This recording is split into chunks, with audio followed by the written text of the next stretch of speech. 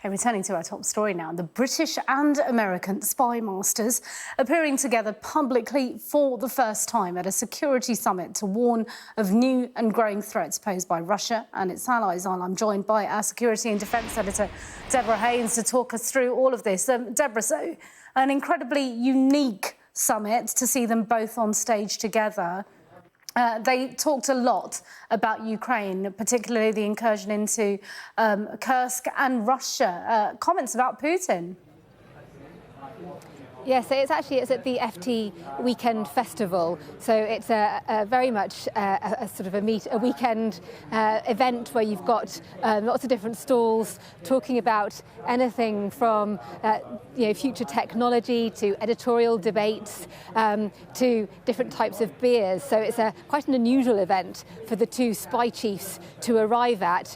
But the editor of the FT presented them on stage, and like you said, it is the first time that you've had the heads of MI6 and the CIA both together on a stage. They were asked why they decided to do that at this moment, and actually Sir Richard Moore, who is the head of MI6, he said that maybe at the end of this session he might be out asking the same question. And then more serious, he said it's all about sort of being transparent, maybe trying to woo new recruits to join up to the agencies, and also to demonstrate this, what they kept on referring to, the special intelligence relationship between the US and the UK. And then in terms of the substance, yes, Ukraine, Russia was a key topic. They really kind of were quite praising of Ukraine's push into the Kursk region of Russia, but also cautioning about the fact that Russia is still very much in this fight in the east of the country.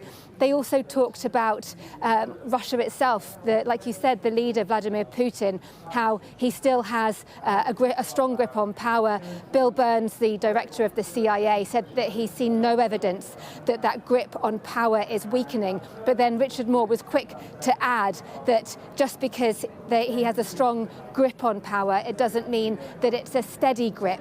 And there was also a focus on these allies that Russia is relying on to help it conduct this campaign in Ukraine, including Iran. There have been reports today, and I've had a Ukrainian source tell me that they believe this is the case, that Iranian ballistic missiles have been transferred to Russia to be used in the war in Ukraine. We know that Iranian drones have been used to huge, devastating effect by Russia in Ukraine. But if confirmed, this would be the first time you have Iranian ballistic missiles also on the ground.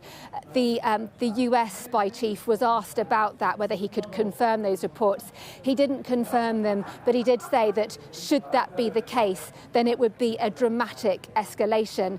And then there's also, he talked about China. It's just worth mentioning that. There were concerns by the UK and the US about the potential for China to give weapons and ammunition to Russia. China and Russia, they have that close relationship, one that's of mutual convenience as opposed to mutual warming, although it has been a lot warmer, or increasingly warm, as the West gives the cold shoulder to Russia. But the spy chief said that they hadn't seen evidence of weapons and ammunition directly being given to Russia for the war in Ukraine from China, but that actually these dual-use technologies that have helped Vladimir Putin to enable his forces to rebuild when they've been under attack. They have seen evidence of that. And Deborah, they also spoke about the Middle East, of course, another flashpoint in the world right now, talking about the need for a ceasefire in Gaza and how that would have ramifications across the Middle East, but also talking about potential retaliation for the killing of Ismail Haniyeh from Iran. Yes, so as you know, Bill Burns has been intimately involved in the ceasefire talks, the negotiations. He did talk about a new, more detailed proposal that is going to be put forward in the next few days. So it will be interesting to see what details come out more about that. He sort of talked about how with negotiations, it's always the last 10% that is the most difficult to navigate. And he said that it's really going to require political will by both sides, leaders on both sides willing to make tough decisions tensions, difficult compromises, to recognise as well that enough is enough, and to enable the hostages to be returned home to Israel and for a ceasefire to be put in place in Gaza.